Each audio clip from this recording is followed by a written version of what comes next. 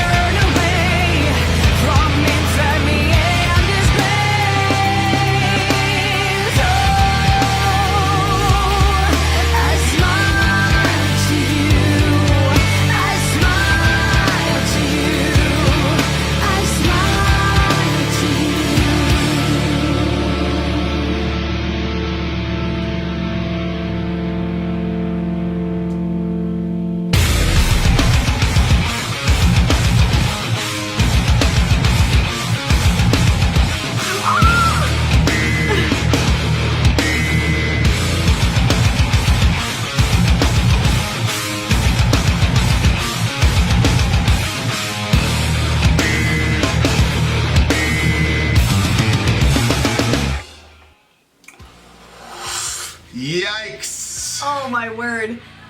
I love it when people are having fun. Did you see that part in the thing where they all like... Yeah. Good Lord. Have you ever done that at a show? Stuff like that? You did something like that, didn't you? No, I was always in the front. So we were always getting like pushed to the gate. What? Don't you think it would be fun to be in the pushing? No.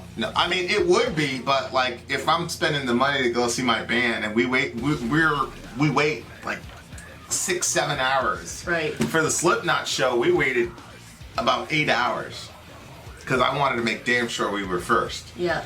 So no, I always wanted to go straight to the front of the line.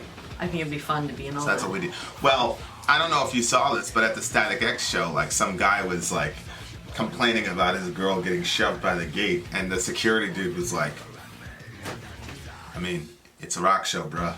Oh, is that the girl that you gave the stick to? No. There's another one. Oh, because I saw I was like, that. It was so cute because he was like around her, so he had his arms around her, and she was in the middle. She was like rocking all out inside the safety of his arms. I was like, that's so cute. Yeah. But there was a whole other couple, and you could tell that, you know, she looked very distressed.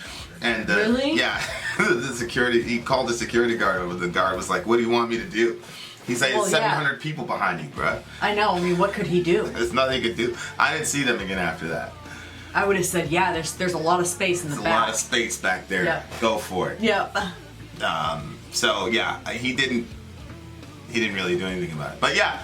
I love videos like this, like where you get the live experience, but at the same time you get the quality of the song. Yeah, for sure. What do you think the song's about? I mean, I wasn't listening to the songs the words because I was watching and listening to just the sounds, but I did hear her say something about the Trinity, so it sounded to me, from what I caught, like it was basically like the I don't know, F religion, F the God thing, and like it just seemed like that. Yeah. That whole thing. But I didn't hear a whole lot of it, so maybe I'm completely wrong, but that, from the little bits that I heard, that's basically what I got from it. What was it about? Well, yeah, I mean, good evening, kids. Take your seats, open your Bibles. I'm going to chastise some rivals. So keep your eyes wide open. The young lost soul control. The young soul lost control, made her first foul. This is my duty to set the bounds. Oh my word. So this is what it's interesting is because the teacher's a woman. Yeah. And usually in these songs, the religious leader is the bad guy. Yep. But I remember going to St. Andre's. I think it's St. Andrews or St. Andre's. I've never really figured it out. Oh, that's why all the water keeps coming in every time it rains. Look at that. Anyway. That's not good. So there were some pretty miserable nuns. Like we actually left the school because of one of the nuns. Really? Yeah. She kept failing my brother in math, and then my mom did my brother's homework one time, and she gave him an F. But okay, it was obvious. So yeah. Wow. But yeah, I mean. And there was this one lady everybody was afraid of in the school. I forgot what her name was. But now, some of the nuns were awesome. Yeah. Like that time I got hurt, I skinned my knee, she kissed my knee and stuff. She couldn't have been older than 21 years old. It's so funny that you remember that. Yeah, I was a very, very young kid. For sure. And so some of them were cool. I don't want to diss the nuns, but some of them were not cool. So I'm imagining the not cool nun bringing this girl up to the front of the class. Oh my gosh. She grabbed my hand, took me in, placed me in front of the class. She gave a hint I was the clow of her mass. So clow means like the chief point of attention, like the focal point, which of her mass is a play on words. It's a double entendre because mass people and mass is a service. Right, Yeah. mass is a service and mass is people, which is interesting because in the mass, the whole point is that you're sacrificing the body, blood, soul, and divinity of Jesus Christ. That's what happens in the mass. So what's interesting is like it's kind of like she's about to sacrifice this girl in front of the class, basically by whatever. I'm in the middle of the Holy of Holies. I have no worries. I saw dusty icons on the wall. I saw needles and stools. She put a paper bag on my head. She pointed her finger at me and said, "Dear Lord, forgive me as I'm slapping this sinful child. Oh my gosh. By your hand I'm led, so I will show what is wrong and what is right. Choose your label, because I'm merciful. Mercy, mercy. Put your knuckles on the table. Meet my friend Ferrule, who will punish you." So, like the ruler when they were. yeah. Jeez, them. Yeah. What? So, like, Ugh. there used to be corporal punishment in the Oh, schools. I know. I remember. I don't know which school that I was at, but I know they had us all go into the gym, and I think somebody was going to get spanked, but then they didn't end up. They were going to spank them in front of everybody. And I remember I was so sick to my stomach when we were because we were all waiting in line to file in. Oh, I felt like I was going to just throw up because I did not like the feel of that. In Jamaica, we had corporal punishment, and we used to have this thing called the tiger, but it's just basically like it was a wire, and everybody was scared to death of the tiger. And I got the tiger one time, but I absolutely deserved it. Like a whip? Yeah, it was like a whip, and they whipped you in front of class. Your back? I forgot what it was. It was something, but I absolutely deserved it. What did you do? She did the absolute right thing. I'm not gonna say. She did the absolute right. Yeah. Not on camera. She did the absolute right thing. Really? Yeah, she was absolutely right. So if our kid did that, you'd be fine with them hitting him? No, Okay. not at all. So how? I wouldn't tolerate it for my kids. There's nobody gonna put their hands on my kids. Right. My mom was like that too. Because I was with my dad when that happened, and then the whole situation happened. We ended up in America. There's no way I would. And there no way. I'm pretty sure they were still doing corporal punishment at that Catholic school we went to. But my mom, it was a ruler though. It was like you put your hand out and the teacher. Yes. You've never seen a beating until you've seen a Jamaican. Yeah, it was no joke. So my mom said, "No, you're not going to touch me, pick me, Yeah. So she made it clear, like, nobody's gonna put a hand on us, period. Yeah. But it was there. Jeffrey Gilbo got his hand smacked all the time, because I know. He wasn't respectful to the Blessed Mother, so he got what he got. I don't feel bad for you, Jeffrey Gilbo. You should have been respectful to the Blessed Mother. He got hit for that? No. She just blitzed him in front of class. But, I was like, you got hit too? Okay. But yeah, my mom was like, nobody's touching You're not touching my kids. Even if they're wrong, you're not touching them. Like, no way. But I don't blame her. I would not let anyone hit our kids either. No way. Well, the thing is, if somebody did do that, our kids would hit them back. That's the other thing. Our kids don't have any sort of like, oh, you're an authority, so you get to do that type of shit to me. Oh, yeah, I don't think that, they'd resist it to begin with. Dorian would be like, what? Johan would probably take it, but aside from the other ones wouldn't. Dorian would get busy, Zoe would get busy. Zoe would laugh at them. She wouldn't think it was serious, and if they put their hands on her, she would do something but wrong. Yeah. So I would just say, don't do it for your own benefit. Oh my word. I don't know what Sayla would do. So I'm in the middle of the Holy of Holies. I see dusty icons on the wall, which is, these Catholic saints or whatever. And so I'm assuming that this literally happened at some level. I don't know about the plastic bag thing. I'm not sure. But no, I don't think it's a plastic bag. I mean it's the a paper bag. Oh, yeah, whatever. it says paper. Yeah. I mean, I don't know if that actually happened. Maybe if we land an interview with the big homie. Oh, gosh. She could She's tell the us. one that wrote this? Yeah. Yeah, she writes the lyrics, I'm pretty sure. That's really terrible. Yeah, this one was more conventional than I've ever seen them do, because the chorus was very, very conventional. I loved it.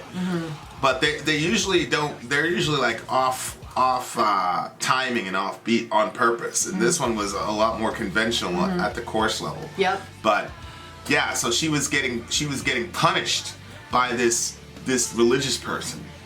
And beat the hell out of her in front of the class to make an example out of her. Yikes. Yeah. When their prejudice let us down, we stand firmly on our ground. Don't let their school make a fool of you, because the teachers may be fools too. And so it's kind of like, why are we being influenced by these people? You can't let these people influence you, because who says that they know what to do? Right. You know what I mean? Like, where did this authority come from? But, of course, there's the whole choose your label because I'm mercy, mercy, merciful. Yeah. You know, it's like that thing on 300 where the guy goes, "You will find that I am kind." Yeah. Like, really terrible, abusive people. Like, that's how they function. Like, they're so abusive and horrible that they really think you're doing a favor when they're not being that way. Mm-hmm. They really think that they're doing you a favor, and it's like, okay. So that's what she's talking about, merciful or whatever. The bag over the head upsets me more than the kid getting slapped. Yeah. I mean, those are torture tactics. So what we did to people in Abu Ghraib and all that. You know, it's sensory deprivation. It's it's in the Geneva Convention. It's something that you're not supposed to do. Yeah, that's not good. You know, so, but I mean, when you put religion around it, yikes. See, like, religion will turn, like, the bad guy into the good guy and the good guy into the bad guy. It'll turn the guilty into the innocent into the guilty, if you know. My parents did the same thing. They didn't let the schools hit us. But that didn't matter. I was still really terrified of them. Yeah, I mean... The principal came in, he had that big thing, he slammed it on the table. "We don't tolerate any disobedience here." Or something like that, he said. Now, maybe it wasn't all that scary. It was really scary to me because I was 5 years old. Maybe he didn't slam it all that hard, but it was loud, it was scary, it was really whatever. Being a little kindergartner, I was away from my mom. Yeah. I had no intention of being a bad little girl either. I was trying so hard to be good. Yeah, I mean, we would never send our kids to public school, but back then I definitely would have never sent our kids to public school. That was private schools. Or any school outside of our home. Yeah. Like, I'm not entrusting my kids to some person I don't know. Right. That's got all this vested authority that they haven't earned. Right. You know what I mean? Like, yeah. It's different if me and you have authority. We've earned it. Mm-hmm. You know, we've stayed up with them late at night when they were babies. We changed thousands of diapers. Like, you earn that type of authority, and then you ship them off to these adults who hate them half the time. Whatever. Well, that's the thing, yeah, because, you know, everybody has their bad days, but don't take your bad day out on my kid. Yeah. You know? Well, that's the thing. You know what I mean? Like, if we have a bad day, we can simply say, okay, we're just gonna do, you know, science today or whatever. Like, you can kind of augment it, but you can't do that when you're, you know. And no disrespect to teachers, because it's a tough job. 20, and 25 not all kids. Teachers were like that. Like, I had some. When I went to private school, I had one teacher, my third grade teacher. I think her name was Mrs. Legary, and she was like, I wrote like crap. My handwriting was so bad, and she was like, she believed in me. She was like, "Sori, you can do better than this." And I was like, I really didn't believe that I could. Like, I thought I was cursed with bad handwriting. And so, like, she worked with me and just her main tactic with me was just believing that I could do it. She'd be like, "I know." And I would think that I did such a good job, and I'd be like, "I did good, right?" And then she'd be like, "You can do better than this." And I'd be like, "Are you serious?" But she was right, and she pushed me, and I have great handwriting when I want to. Yeah. So, yeah, there's definitely people there that are good and believe in it, and then there are other people there that are good too, but are just, you know, overrun by 20 million trillion kids. And some people just shouldn't be there. You don't like kids, don't get that job. Yeah, I agree. That lady that was walking the halls with the ruler, she shouldn't have been there, whapping her ruler on her hand. That Madeline the Trunchbull? What? There's this story called, I think it was called Madeline, I think that's her name, and there's this big character named the Trunchbull.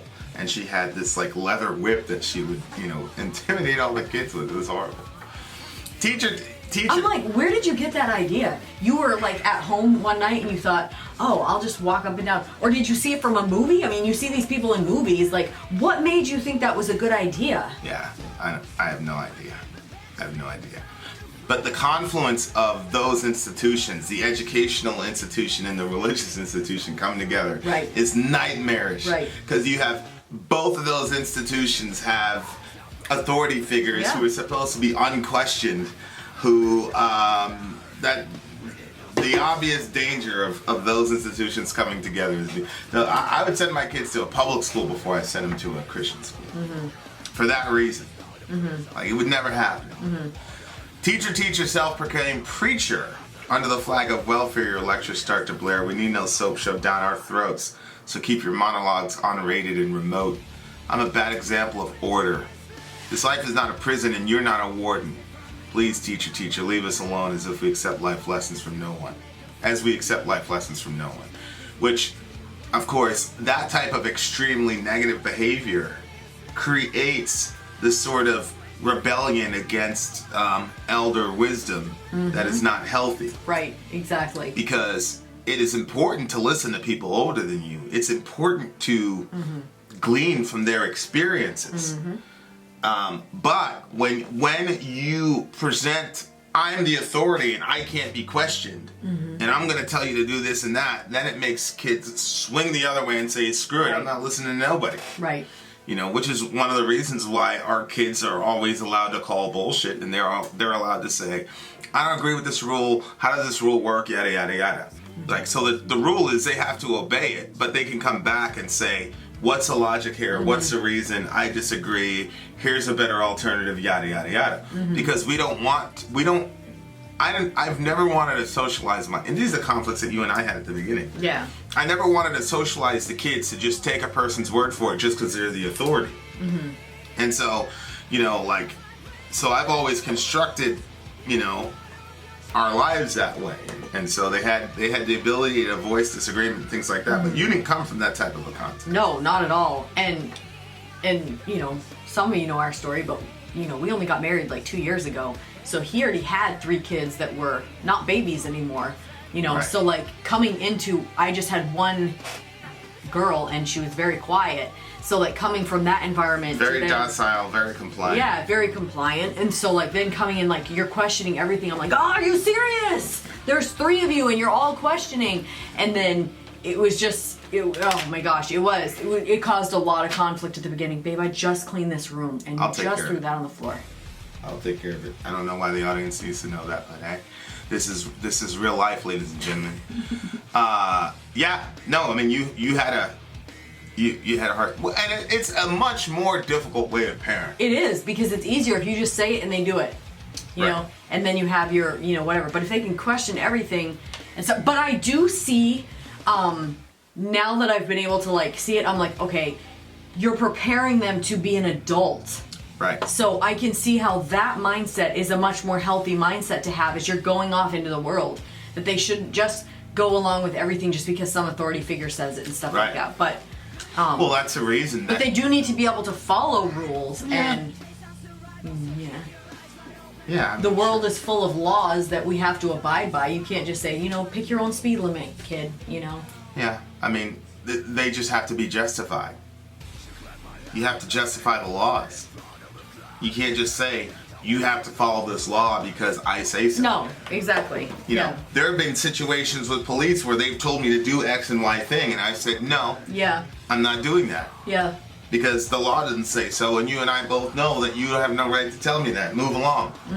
So, you're not going to produce kids that turn into adults like that. Right. By just telling them to just listen to what everybody says. I don't care who it is. Preacher, whoever, your dad, whatever. It says honor your father and mother. It doesn't say slavishly obey everything that they say without questioning it. And in the Bible, lots of people question God. Moses does it. So it's like, so God allows himself to be questioned, but here I am. I'm the parent. You can't question me.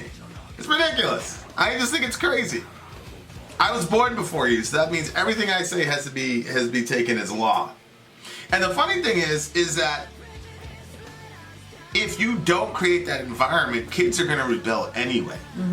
They're just going to rebel in a lot more of a subtle way than in the way that our kids rebel. Our kids are very honest about their rebellion, but I remember lots of times when Salem would rebel against you in your old parenting style, but it was covered underneath this veil of obedience. Yeah, I probably didn't even see it. Well, you didn't. It was obvious, I guess, to an outsider, but... Well, yeah. So, I mean, to me, it's like, kids are sinners anyway. They're gonna disobey. I'd much rather them be honest about their disobedience than pretend like they're obeying. Right. And, that whole parable with the 2 sons, God would much rather an honest, disobedient son than a dishonest, disobedient son. But, right. But not a lot of people have that, especially from a religious perspective. Not a lot of adults have that perspective on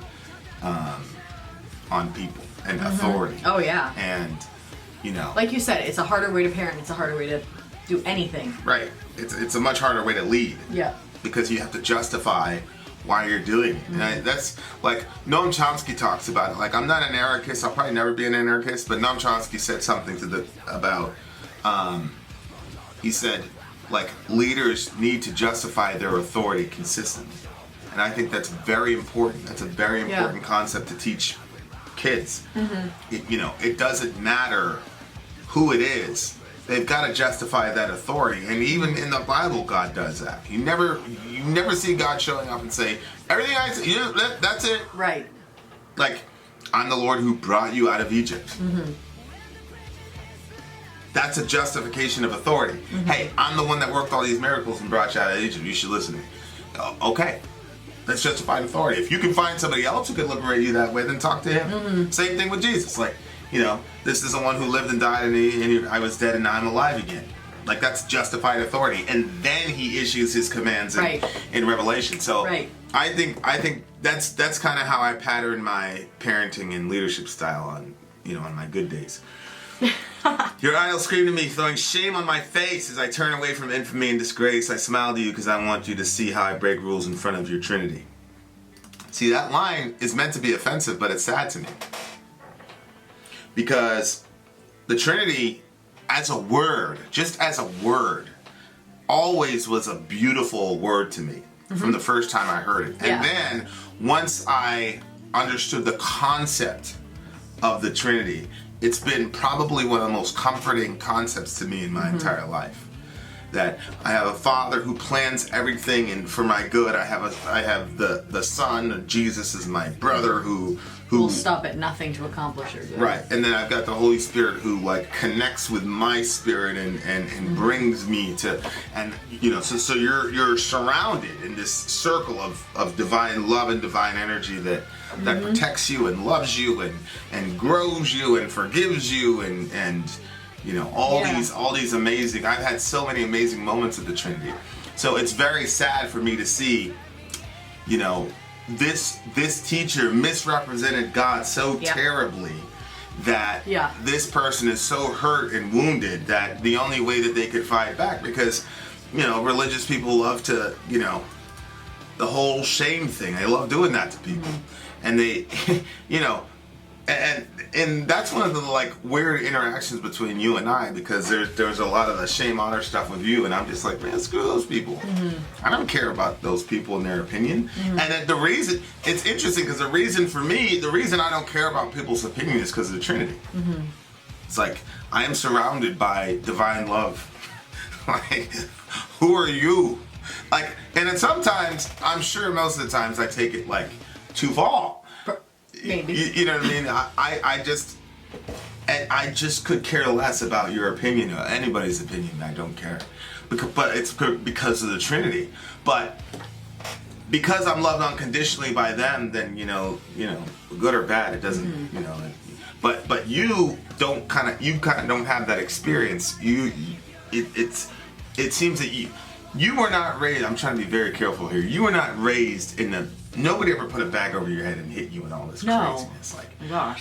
The shame honor weapon that I think a lot of churches and Christians weaponize shame to intimidate people into doing what they want them to do. Yeah. So where are you at with that and all that? Well, I mean, it's still obviously, I still don't think I have a healthy relationship with it because, like I said, I was more offended by when I said they put the bag over her head, and you said, well, that was a tactic of torture tactic. Yeah. For me, it was the shame, you just covered her face, oh, that's her face. You covered her face. Yeah. And I just I just think that's really horrible and really terrible. But I'm still I still don't think that I have, because I think I can easily be controlled by shame and honor still. Because shame and honor is extremely important to me. Right. So, yeah. And it affects all of my relationships. it affects you and I, it affects me and the kids, it affects me and everyone outside, it affects, you know, events at a show, you know. Just depending on how I view something. You remember the last thing that I saw, like, I still can't get past. Oh, at the show? Yeah.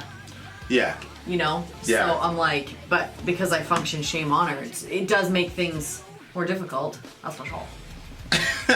Yeah. And it's interesting. I don't think I answered the question, but No, I got as much as I want to discuss on this channel right now.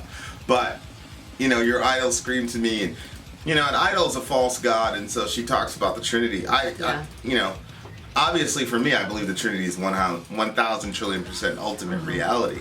But I do think that there have been so many times when God has been misrepresented, that the God that many Christians present to the world is an idol. Yeah. You know, because, you know, God reflects their version of how life should be, how convenient. Like, there ought to be a lot of things that God does that confuses you, upsets you, that you disagree with, because that's how you know it's coming from outside of you. Yeah. But if you have a God that you agree everything he does, nothing he does troubles you, and nothing he does confuses you, and he fits completely into your brain, like, for example, the Trinity, that there's one being, and within that one being are three co-equal, co-eternal persons, Father, Son, Holy Spirit, very God, true life, and true life. Come on. Like, it's very difficult to understand. That should be our experience with God, of like this constant, you know, push-pull and trying to understand and being troubled and all the rest of it, because that's what a true God would do. Yeah. But, so, I'm not even against her saying, like, your idol screamed to me, because obviously the God that this teacher reflected to her is not the true God. I mean, that's clear to me. But, you know, she did the rock and roll thing. She turned her pain and turned it into something that's, you know, very productive and speaks to millions of people. So, it's one of those things where it's like, you know, and now here we are talking about God and the Trinity. Right. You know, God has a plan.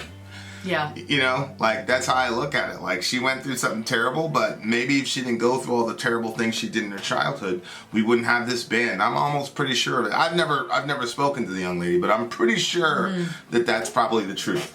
So, Yeah. it Well, doesn't. if you ever see our review, I'm sorry they put a bag on your head and treated you like that. That's not good. Yeah, if that literally happened, man, good night. Or even figuratively happened. Well, something happened Yeah, that obviously. made her characterize that. So whatever that is representative of, that's evil and should have never been done to you. And I think one thing that you said to me that was really impactful, there was, you know, something horrible that happened in my life, and it didn't really seem like any of the people around me thought it was as horrible as it was. And then you said, like, when that happened, like, God was angry that happened to you. And, like, that was really, really impactful, you know. And I've said that to other people in certain situations, and so I can guarantee that situation made God angry. Nobody should be treated like that. Yeah. Yeah, and you never see God, like, coming down in flaming anger at a person who's saying, well, what about this? What about this? What about this? Yeah. It's situations like this that make him angry. Yeah. You know, and it goes into the whole causing little ones to stumble. And it'd be better for you to, you know, tie a millstone around your neck and jump into the sea. So, if you're the type of Christian that puts bags over people's heads, then after you do that, put a millstone around your neck and call it a day. Because you're misrepresenting God. And these are the words of Jesus. I know. This is cuddly, nice Jesus who carries lambs around all the time. But, you know, you do that to people. I mean, luckily for her, she made it out alive. A lot of people didn't make it out alive out of that tree. I mean, those are the facts. You know, so it's no joke. But good for her. But I don't think you should take it out on the Trinity either, sister. Because they're our only hope. Well, I think that was one of the things that kind of made me sad about that line was she said how I break the rules in front of your Trinity. So then to me that was like, okay, she never really understood or met the Trinity herself, because that's why it was never hers, it was theirs, you know, your Trinity over there. Yeah. So. Yeah, I agree. Good song though. Man, she probably has. I have to hear it live, but she probably has the best combination of clean and dirty vocals. Yeah. You know? Yeah. Like genuine. Like there's sometimes I hear vocalists and they get death vocals, but they don't really. Yeah, she's really good. You could tell that they're not into that type of music. But she's both. Mm-hmm. She's both. She's incredible. Good Lord. I like that. Like she did some jump thing in the middle of the. Yeah. Yeah. They're gonna be. Are we going to one show? Ouch. Oh my God. It's okay. He rolled the chair up onto my foot a little bit. And fine. It's payback because I always am crushing his feet under my chair. It's true. Like I move it, boom, and then it's on his foot. She hit me in the nuts today. So. I was trying to catch you because you looked like you were falling off the stairs. So even when you're nice, you're mean. So I went to help you. Too much information. And I think my water bottle. Nobody wants to know. Maybe so we'll never have another chop. What were we saying just before you said we were going to meet her somehow? Are they at one of the shows? I don't think so. Oh. The Slipknot show has Gojira and Behemoth. It's Gojira. I always get Gojira and I'm confused. Really? Yes. Their names. The G and the J, I think. Oh, yeah, you're probably right. Yeah. Anyway. You're probably correct. Yeah. So, good song. What do you give it?